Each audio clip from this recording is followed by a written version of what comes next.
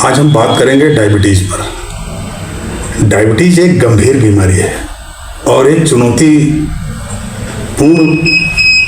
Topic है।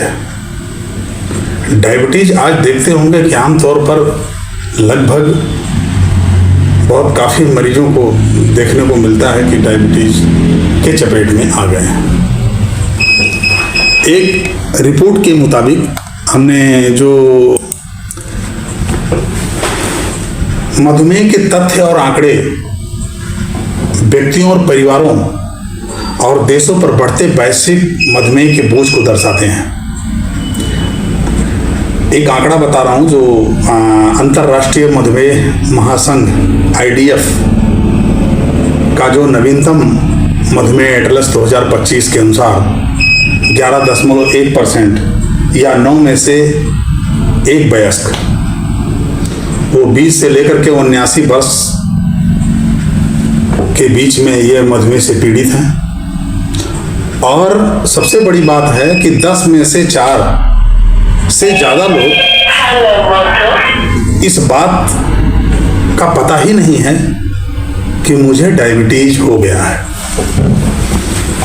तो diabetes में क्या होता है? सबसे बड़ी बात है कि डायबिटीज में कि जो ब्लड शुगर है, ब्लड शुगर का बहुत ज़्यादा या बहुत कम, दोनों ही खतरनाक होते हैं। अक्सर इसे हम हाइपोग्लाइसीमिया और हाइपरग्लाइसीमिया के नाम से जाना जाता है। हाइपरग्लाइसीमिया क्या है? हाइपरग्लाइसीमिया उच्च रक्त शर्करा, मतलब उच्च रक्त शर्करा, उतने उच्च, हायर जिसको कहते हैं। खास करके इसमें हमने देखते हैं कि 180 mg/dl से ऊपर। अब हमें रही सवाल है कि हम mg/dl क्या होता है? इसका मतलब हम समझें कि mg/dl लिखा रहता है 180 mg/dl।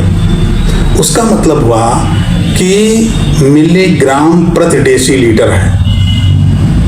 यह रक्त में ग्लूकोज यानी चीनी के स्तर को मापने की एक यूनिट है, एक इकाई है। और यह दर्शाता है कि प्रति डेसीलीटर, 1 लीटर का 10वां हिस्सा जिसे कहते हैं, रक्त में कितने मिलीग्राम यानी कि 1 ग्राम का 1000वां हिस्सा ग्लूकोज है।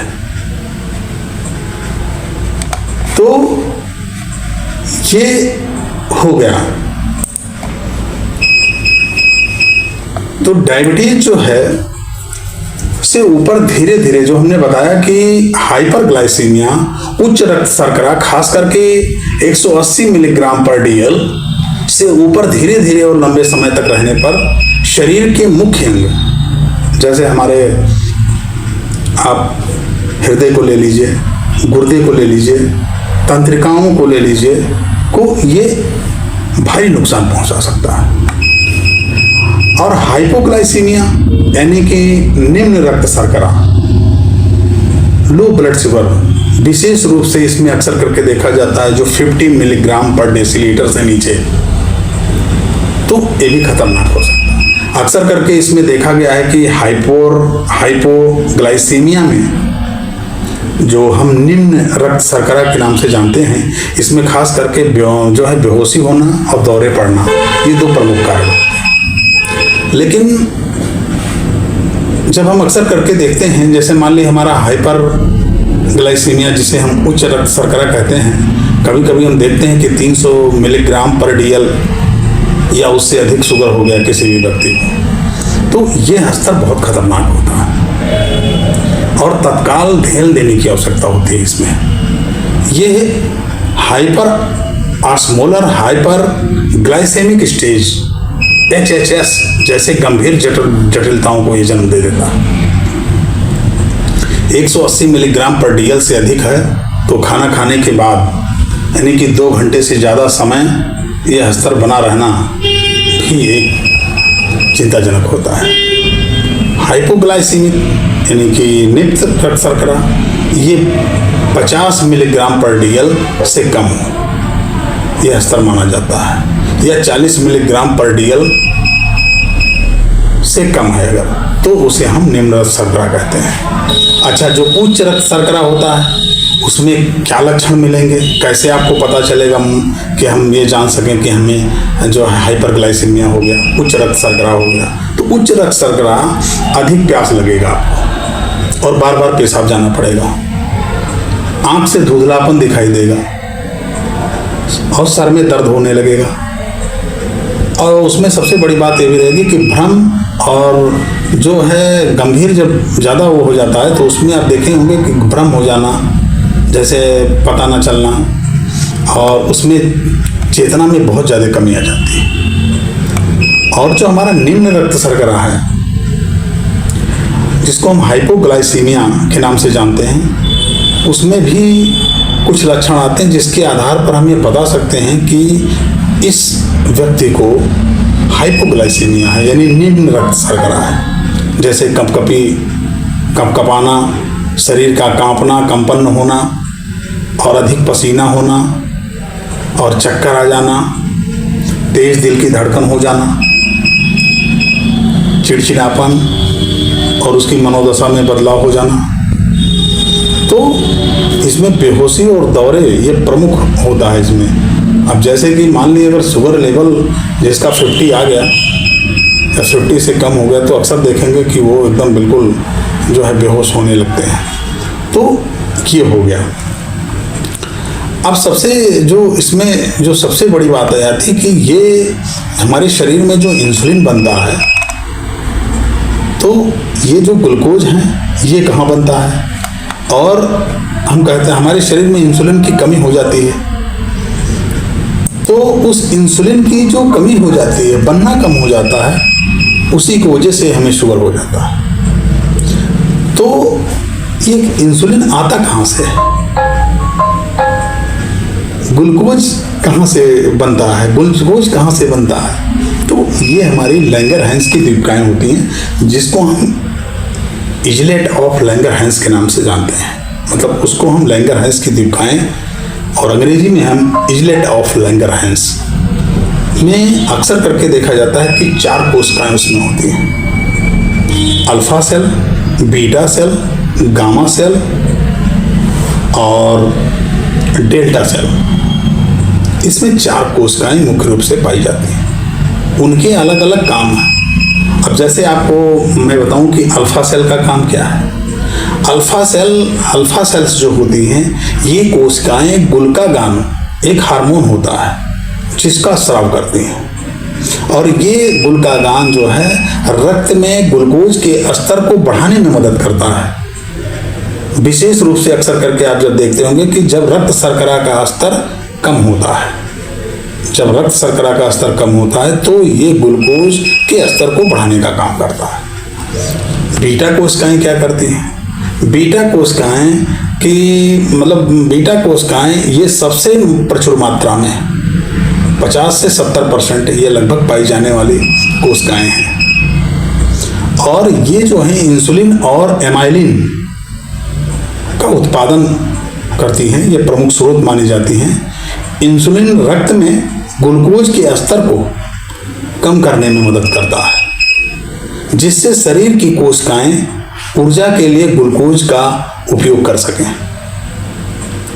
डेल्टा सेल का क्या काम है, डेल्टा सेल का ये काम है कि इससे जो हमारी डेल्टा कोशिकाएं हैं, ये कोशिका जो है सोमैटोस्टैटिन एक हार्मोन होता है जिसके स्राव करती हैं, जिसका ये श्रावण करती है, एक तरीके का स्राव करती हैं।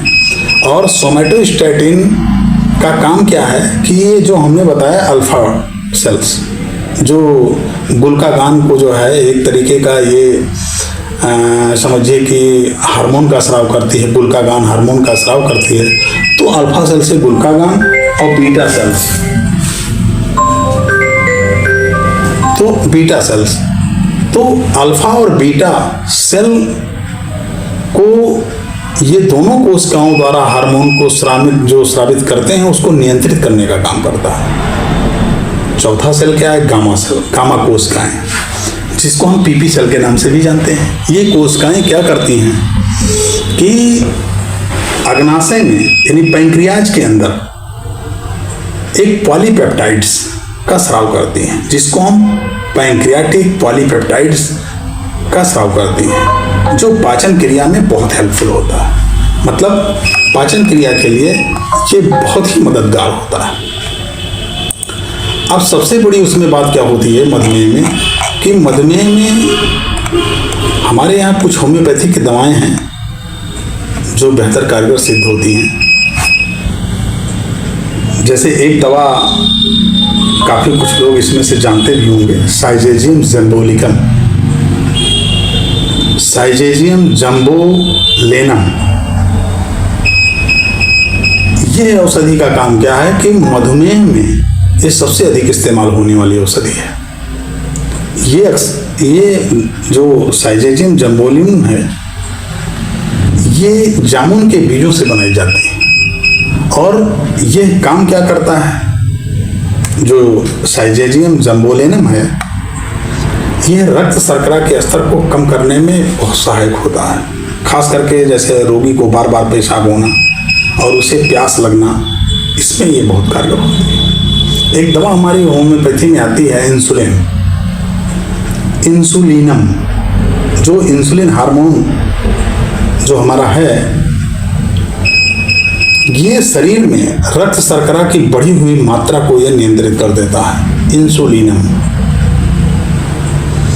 फास्फोरिक एसिड एक होम्योपैथी की दवा है, और ये मधुमेह में जो विभिन्न फैक्टर के द्वारा उत्पन्न होती हैं, जो उसके लक्षण पर आधारित होता है, जैसे मानसिक बीमारी, मानसिक कमजोरी हो, थकान हो, इस तरीके को उस पर हमारा फास्फोरिक एसिड मेडिसिन काम करता है। और एक हमारी मेडिसिन होती है जिम्निमा सेल्वेस्ट्रिस,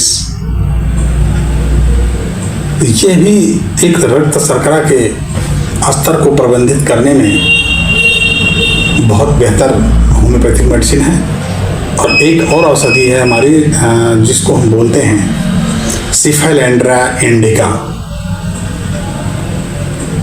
ये जो है एक देहात में अक्सर करके देखते होंगे, कुदरू के पौधों, कुदरू कहा जाता है, सिफेलेंड्रा इंडिका उसका जो है, इसे कुदरू के पौधे से प्राप्त की जाती है। ये शरीर में शर्करा के बढ़े हुए स्तर को नियंत्रित करने में बेहद कारगर सिद्ध होती है। और शुगर जो है बहुत ही भयानक बीमारी है, इससे निजात पाने के लिए होम्योपैथी दवा का प्रयोग करें। लेकिन इसमें सबसे ज़रूरी बात है कि होम्योपैथिक दवा का प्रयोग योग्य चिकित्सक की देखरेख में ही करें। क्योंकि होम्योपैथी लक्षणों का विज्ञान है, और होम्योपैथी में दवाएं तभी काम करेंगी जब उसके सिम्टम मिलान होंगे।